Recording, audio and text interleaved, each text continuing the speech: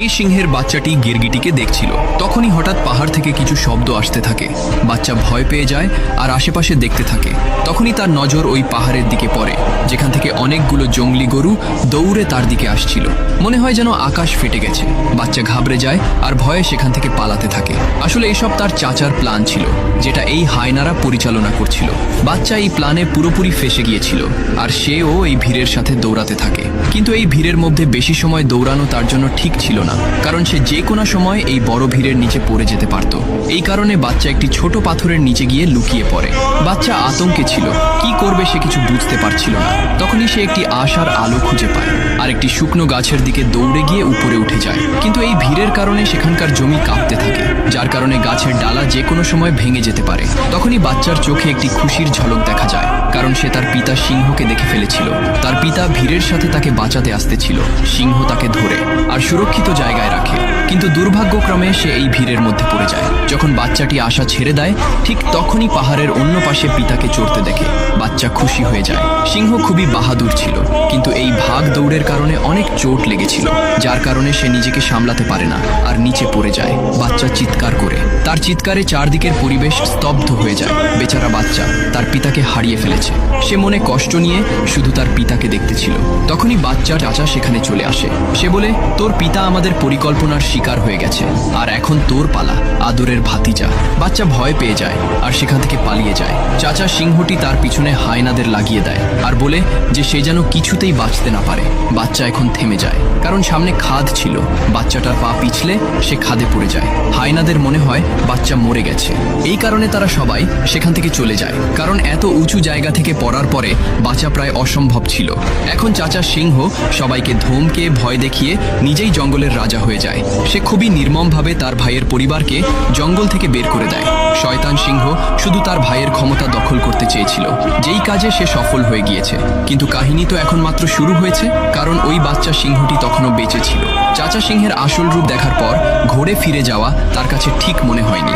এই কারণে সে একাই এই মরুভূমিতে নিজের যাত্রা শুরু করে দেয়। কিন্তু অনেক চোট লাগার কারণে সে কিছু দূর যাওয়ার পরই বেহুশ হয়ে যায়। তারপর কিছু সময়ের মধ্যেই অনেকগুলো শকুন সেখানে চলে আসে, যারা তাকে চারদিক থেকে ঘিরে ফেলে। এবং যখনই তারা তাকে খাওয়ার জন্য এগিয়ে যায়, তখনই সেখানে দূর থেকে একটি জানোয়ার তার দিকে আসতে থাকে। এটা একটি জঙ্গলি শূকর ছিল। সে সব শকুনকে সেখান থেকে তাড়িয়ে দেয় আর তার হুঁশ আসা পর্যন্ত তার কাছেই বসে থাকে। বেজি তার দাঁত দেখে ভয় পেয়ে যায়, কারণ এটা একটা সিংহের বাচ্চা ছিল। বাচ্চার জ্ঞান ফিরে আসে আর সে কিছু না বলেই সেখান থেকে চলে যেতে থাকে। পিতার মৃত্যুর কষ্ট তাকে ভিতর থেকে মেরে ফেলেছিল। এখন ওই বাচ্চা উদাস হয়ে এখান থেকে চলে যাচ্ছিল। বেজি আর শূকর তার সাথে কথা বলার চেষ্টা করে, আর কথা বলতে বলতে তারা ভালো বন্ধু হয়ে যায়। তারা দুজনেই তাকে ভরসা দেয় যে জীবনে সবাই আপনজনকে হারায়, এটা নিয়তির নিয়ম। কিন্তু এর অর্থ এই নয় যে তোমার বেঁচে থাকা বন্ধ করে দিতে হবে, আর তুমি তো একটি বাহাদুর সিংহের ছেলে। এটা শুনে বাচ্চা খুবই ভালো অনুভব করে। তখন এরা দুজন তাকে তাদের জঙ্গলে নিয়ে যায়। জঙ্গল দেখে বাচ্চা সিংহের অনেক ভালো লাগে, কিন্তু এখানকার প্রাণীরা সিংহের বাচ্চাটা দেখে অবাক হয়ে যায় আর ভাবে এই সিংহের বাচ্চা তাদের জঙ্গলে কোথা থেকে এলো, কারণ তারা বিশ্বাস করত যে সিংহ কখনোই তাদের শুভাকাঙ্ক্ষী হতে পারে না। কিন্তু বেজি আর শূকর কারোর কথা শোনে না। আর কিছু সময় পর তারা সবাই একসাথে থাকতে শুরু করে। এভাবেই একসাথে থেকে কিছু বছর কেটে যায়।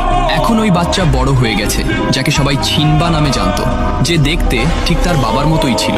এদিকে চাচা সিংহ বনে আতঙ্ক সৃষ্টি করে রেখেছিল। তার ক্ষুধা মেটানোর জন্য নিরীহ প্রাণীদের হত্যা করত। সময়ের সাথে সাথে তার লোভ আরও বেশি বেড়ে যায়। তার রাজ্যে কেউ ঠিকমতো খাবার পেত না, কারণ সে নিজেকে ছাড়া অন্য কাউকে শিকার করতে দিত না, যার কারণে ছিনবার পরিবারের লোকজন সব সময় ক্ষুধার্তে থেকে যেত। তারা খুবই অসহায় ছিল। তারা কিছুই করতে পারত না, কারণ তাদের চারদিকে চাচা সিংহের দাপট ছিল। আর ছিনবার মা ও অনেক সাহসী ছিল। সে বলে, আমরা আমাদের জন্মভূমিকে এভাবেই ছেড়ে যেতে পারি না, আর এভাবে ক্ষুধায়ও মরতে পারি না। আমাদের কিছু না কিছু তো অবশ্যই করা দরকার। সবাই তার কথার সাথে একমত হয়। তখনই অন্য সিংহী বলে, কিন্তু ওই সিংহের বিরুদ্ধে যাবে কে? কার মধ্যে এত সাহস আছে? ঠিক তখনই একটি হায়না আসে আর ছিনবার মাকে তার সাথে নিয়ে যায়। সবাই ভয় পেয়ে আছে যে এখন কি হবে। ছিনবার মা সিংহের কাছে যায়। তখন সিংহ বলে, আমি জানি তোমরা কি পরিকল্পনা করছো, কিন্তু তোমাদের কোনো পরিকল্পনাই কাজ করবে না। ছিনবার মা বলে, এভাবে কতদিন তুমি নিরীহ প্রাণীদের মারবে? বন্ধ করে এসব। তখনই সিংহ বলে, শিকার করা আমাদের স্বভাব, যদি আমরা শিকার না করি তাহলে আমরা খাবো কি? তখন ছিনবার মা বলে, কিন্তু তুমি যেই পদ্ধতিতে করছো এটা ভুল। তখন সিংহ রেগে যায় আর আদেশ দেয় যে এই বাকি খাবার হায়নারা খাবে, আর তোমাদের পরিবার আজও না খেয়ে মরবে, আর সেখান থেকে চলে যায়। এদিকে ছিনবা পুরোপুরি জঙ্গলের সাথে মিশে গিয়েছিল। সে তার পরিবারকে ভুলেই গিয়েছিল, কিন্তু রাতের কালো অন্ধকারে সে তারার দিকে দেখতে দেখতে নিজের পিতাকে অবশ্যই স্মরণ করত আর উদাস হয়ে যেত, কারণ সে নিজেকে পিতার মৃত্যুর দোষী মনে করত। তখনই তার একটি পশম খুলে পানিতে পড়ে যায়, যেটা ঘাস মনে করে একটি পাখি তার বাসায় নিয়ে আসে, আর অন্য পাখিটি সেটা ফেলে দেয়, কারণ সে জানতো যে এটা কোনো ঘাস না, একটা জানোয়ারের পশম। পশম উড়ে মাটিতে গিয়ে পড়ে। তখনই ওই পশম উঠিয়ে একটি পিঁপড়া যেতে থাকে। সেখানে বসে থাকা বান্দরের নজর ওই পশমের উপর পড়ে। সে ওই পশম উঠিয়ে চিনে ফেলে যে এই পশম ছিনবার, যার মাধ্যমে সে অনুমান করে ফেলে যে ছিনবা এখনো জীবিত আছে। এই খবর তার জন্য আর পুরো জঙ্গলের জন্য একটি খুশির খবর ছিল। সে আনন্দে চিৎকার করতে থাকে। এদিকে ছিনবার বন্ধুর উপর একটি সিংহী হামলা করে দেয়। ওই জঙ্গলে সিংহী ঢুকে গিয়েছিল। ছিনবার বন্ধু নিজের জীবন বাঁচাতে পালাচ্ছিল, কিন্তু সিংহীর ক্ষমতার কাছে তারা দুজন কতক্ষণ টিকে থাকতে পারে? দুজনের জীবন বাঁচানো মুশকিল ছিল, কিন্তু তখনই সেখানে ছিনবা চলে আসে আর হামলা করে দেয়। দুজন সিংহই শক্তিশালী ছিল।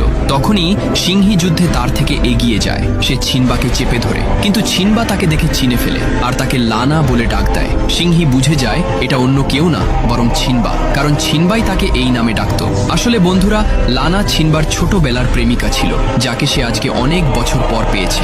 বহু বছরের বিচ্ছেদের জন্য তারা দুজনে অনেক শোকাহত হয়ে পড়ে। যদি ভালোবাসায় সত্যতা থাকে তাহলে তারা কখনো না কখনো ঠিকই মিলে যায়। লানা খুবই খুশি ছিল যে ছিনবা এখনো জীবিত আছে। তখনই ছিনবা বলে, লানা, এটা আমার জঙ্গল, এখানে তুমি অনেক আনন্দ পাবে।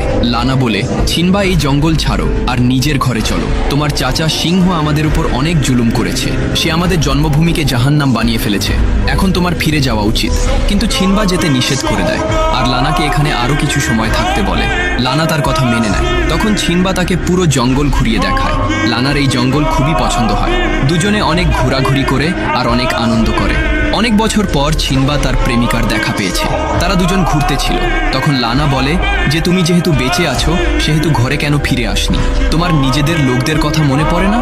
তোমার চাচা সিংহ আমাদের সবার উপর অনেক জুলুম করেছে। আমাদের দুনিয়া সে ধ্বংস করে দিয়েছে। তখন ছিনবা বলে, আমার তাতে কিছু যায় আসে না, এখন এটাই আমার পৃথিবী।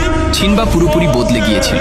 লানা বলে, ছিনবা, তোমার বাবা অনেক বাহাদুর ছিল, কিন্তু তুমি তার মতো একদমই না। তুমি তো অনেক ভীতু আর স্বার্থপর। কিন্তু তারপরও ছিনবা যেতে নিষেধ করে দেয়, যার কারণে লানা রেগে সেখান থেকে চলে যায়। রাতে ছিনবা উদাস হয়ে সেখান থেকে যাচ্ছিল। তখনই সে একটি বানরকে দেখে। এই বানর ছিনবাকে চিনত, কিন্তু ছিনবা তাকে চিনত না। বানর তার কাছে যায়, কিন্তু ছিনবা তাকে চিনে না বলে অস্বীকার করে। বানর বলে, আমি তোমার পিতাকে চিনি, তুমি চাইলে আমি তোমাকে তার কাছে নিয়ে যেতে পারি।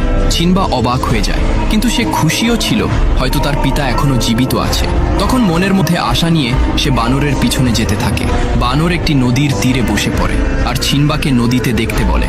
যখন ছিনবা নদীতে দেখে তখন সে নিজের মধ্যে পিতার ঝলক দেখতে পায়। বানর বলে, তোমার পিতা তোমার ভিতর রয়েছে। তখন সে আত্মবিশ্বাস খুঁজে পায়। তখনই আকাশে বিদ্যুৎ চমকায় আর একটি আওয়াজ আসে।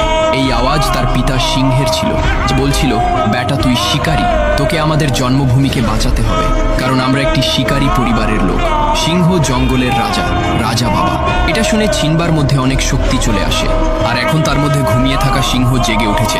সে পুরোপুরি তৈরি ছিল নিজের জন্মভূমিকে বাঁচানোর জন্য। সে জোরে হুঙ্কার দেয় আর লড়াইয়ের ঘোষণা করে দেয়। এখন এটা ছিনবার নতুন রূপ ছিল, যাকে হারানো অসম্ভব ছিল।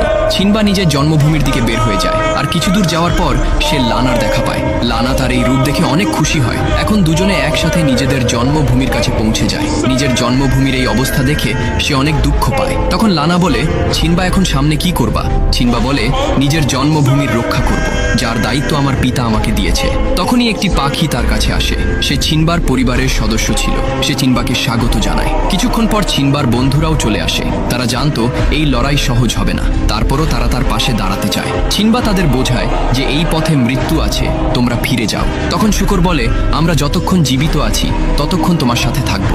এই যুদ্ধে সব জানোয়ার ছিনবার সাথে কাঁধে কাঁধ মিলিয়ে দাঁড়িয়ে আছে। তখন ছিনবা সবাইকে তার সাথে নিয়ে সামনে এগিয়ে যায়, কিন্তু সামনে রাস্তায় কিছু হায়না খাবার খাবারের সন্ধানে ঘোরাঘুরি করছিল। চিনবা তাদের পথভ্রষ্ট করার দায়িত্ব তার বন্ধুদের দেয়। বেজি আর শুকর তাদের সামনে চলে আসে আর হায়নাদের মনোযোগ নিজেদের দিকে টেনে নেয়। হায়নারা তাদের দেখে গর্জন দিয়ে দৌড়ে যায়। তখন চিনবা লানার সাথে অন্য রাস্তা দিয়ে সামনে এগিয়ে যায়। দূরে পাহাড়ের উপর বসে থাকা বানর